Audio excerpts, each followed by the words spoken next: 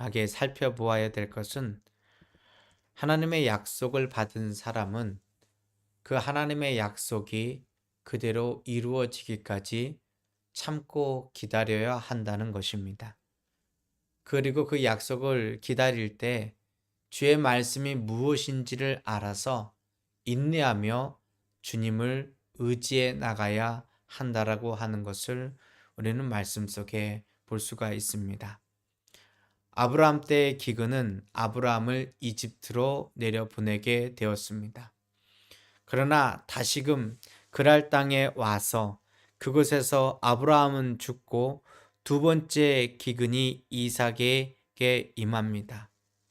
그때 하나님께서는 아브라함에게 주셨던 약속, 내가 너와 함께하고 너에게 복을 주리라 약속하셨던 그 약속대로 이삭에게도 동일한 약속과 은혜를 주셨음을 압니다. 하나님은 이 약속을 기다리는 방법으로 5절 말씀에 이야기하십니다.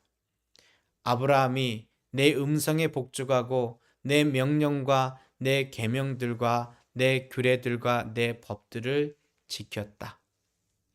이것으로 아브라함에게 있는 복이 너에게까지 이르고 있다라고 분명하게 약속하고 있습니다. 주님은 아브라함에게도 이삭에게도 여호수아에게도 그 누구에게도 말씀하십니다. 내 약속을 기다리는 방법이 내 음성에 복종하고 내 계명들을 지키는 것이다. 그것 말고는 내가 그 약속을 기다리며 애쓸 수 있는 것이 없다라고 하는 것을 분명하게 가르쳐 주고 있는 겁니다. 우리 인간의 잘못이라면 그것은 마치 하나님의 약속을 지키는 것을 조건으로 생각하는 것입니다. 하나님의 약속을 지키면 복을 주시고 하나님의 약속을 어기면 그것으로 인하여 저주를 받는다. 물론 1차적인 생각 속에서는 그 말이 틀린 것은 아닙니다만 결국 우리는 하나님의 약속을 인간의 것으로 치환하기 때문에 여기에서 한 걸음도 나아가지 못하고 있는 것입니다. 하나님의 약속은 내가 그것을 지킴으로 말미암아 복을 받는 수단과 조건이 아니라 실제는 그것이 하나님의 약속을 기다릴 수 있는 방법이 되는 겁니다. 하나님께서는 주의 약속을 하나씩 지키고 나가며 우리가 기다릴 수 있는 힘과 주께서 이루어 가시는 역사들을 보여주실 따름입니다. 오늘 아브라함에 있었던 어려운 일이 이삭에게도 동일하게 있습니다. 그것은 아내가 아름다운 형상을 갖고 있는 겁니다. 아브라함의 아내 사라도 그리고 이삭의 아내도 언제나 아름다운 모습으로 있었지만 이것은 언제나 목숨의 위협을 담보로 하는 것이었습니다. 물론 믿음을 가지고서 든든하게 하나님만 따라갈 수 있고 사람들 앞에서 거침없이 살 수 있으면 얼마나 좋을까요? 그러나 우리는 우리가 주어진 환경 속에서 연약하고 부족하듯이 이 아브라함이나 이삭이나 동일한 어려움을 겪고 있는 것을 우리는 보게 됩니다. 인간의 제된 품성이라고 해도 좋고 조바심이라고 해도 좋고 못남이라고 해도 좋습니다. 어찌됐든 이 세상 가운데 우리는 내 가족조차 지킬 수 없는 장애와 어려움들은 언제나 있을 수 있다라는 사실입니다. 그런데 이 약속을 누가 지키시느냐? 하나님이 지키십니다. 다시 말씀드립니다. 이 약속을 누가 지키느냐? 하나님이 지키십니다.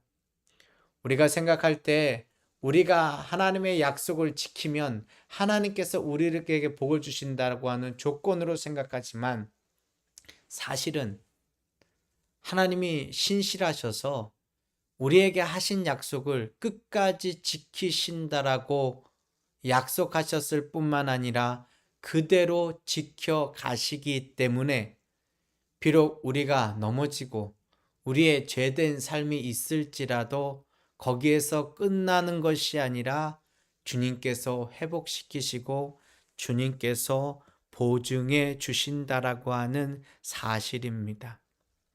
하나님께서는 이삭이 그의 아내를 안으며 그의 아내가 된 것을 아비멜렉에게 들키게 하셨습니다. 그리고 아비멜렉이 명령을 내리며 그나 그의 가족을 절대로 건드리지 말라고 명령을 그 지역 사람들에게 주게 하셨습니다. 그러나 그 가운데 사람들의 시기와 사람들의 척박한 환경이 바뀌는 것은 결단코 아닙니다. 하나님이 주시는 것은 이때 그 자리를 피하게 하십니다. 우물을 팝니다. 사람들이 와서 그것을 메웁니다. 아니, 내 것이라고 주장하기도 합니다. 아버지 때 팠던 그 우물. 그러나 사람들은 너무나도 포악하고 그에게 적대적입니다. 그가 하나님의 복을 받는 방법은 하나님께서 100배의 축복으로 그에게 함께 하시고 그를 떠나라고 아비멜렉이 이야기하지만 그 떠난 곳에서도 우물이 나오게 하시고 그 골짜기에서 솟는 샘물을 찾아서 에색이라 말하고 신나라 말하고 르호봇이라고 말하며 서 있는 것입니다. 그리고 브엘세바에 이릅니다. 어쩌면 인생 가운데 가장 힘들고 어려운 자리인지 모릅니다. 거부가 되면 뭐합니까? 우물을 많이 파면 뭐합니까?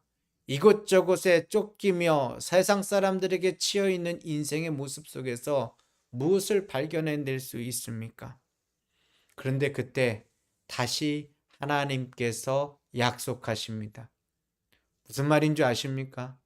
하나님이 아브라함과 맺었던 약속을 이삭과 맺으시며 내가 이것을 너에게 준행하리니 너는 내 약속을 기다리고 너도 준행하라고 하는 것입니다. 26절 보십시오.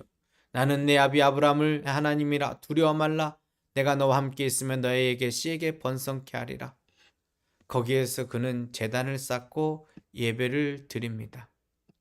거기에다 자기 장막을 쳤고 이삭의 종들이 거기서 또 우물을 팝니다.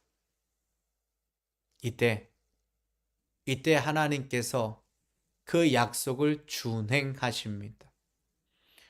아브라함이 그 약속을 준행한 것이 아니라 하나님이 그 약속을 준행하여 그에게 복이 되게 그 약속을 지켜가라 말씀하셨듯이 하나님께서 약속을 이삭에게 준행하여 이삭도 하나님 앞에 서게 만듭니다.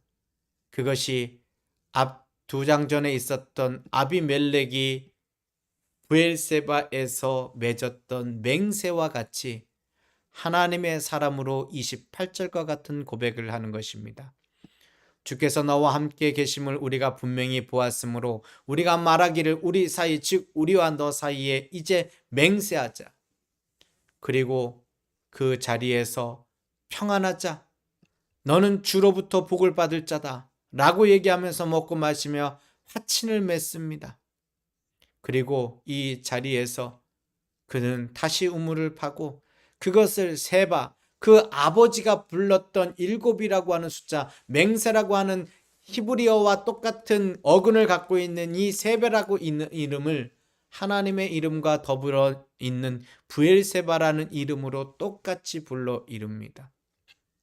여기에서 알 수 있는 것은 하나, 하나님이 약속을 준행하시기에 우리가 하나님께 주의 복의 약속을 준행해 가는 방법을 갖고 있는 겁니다.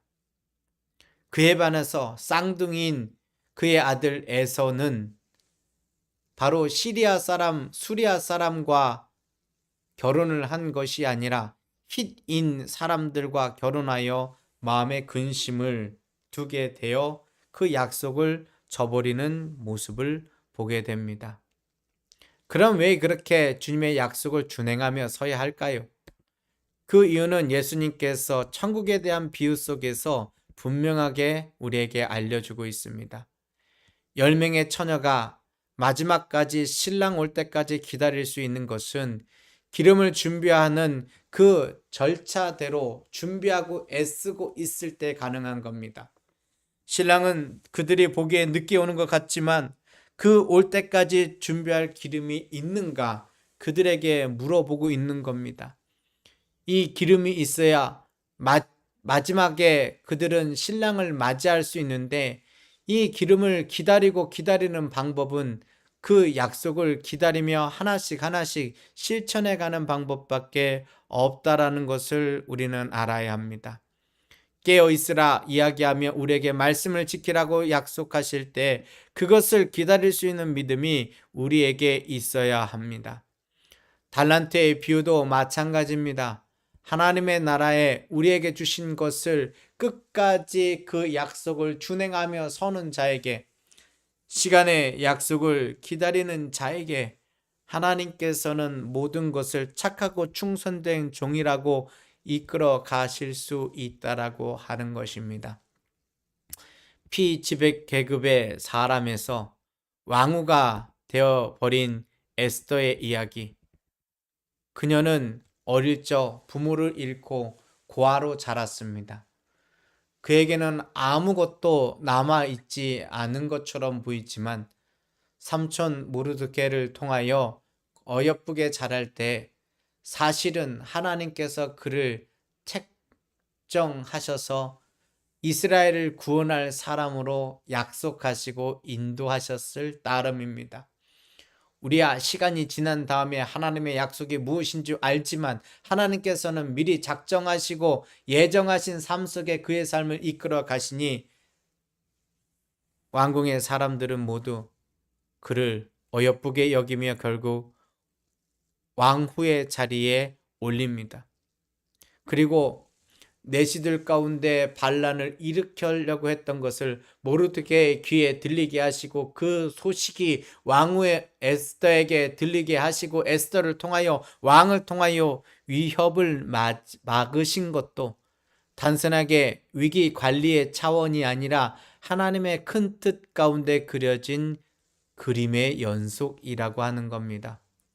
왜요? 불임절 사건을 통하여 우리가 알 수 있듯이 하나님은 이스라엘 민족을 결단코 멸하지 아니하시고 그 민족을 주님께서 보존하시고자 작정하셨기 때문입니다. 그 약속은 바울의 모습 가운데서도 동일하게 나타납니다.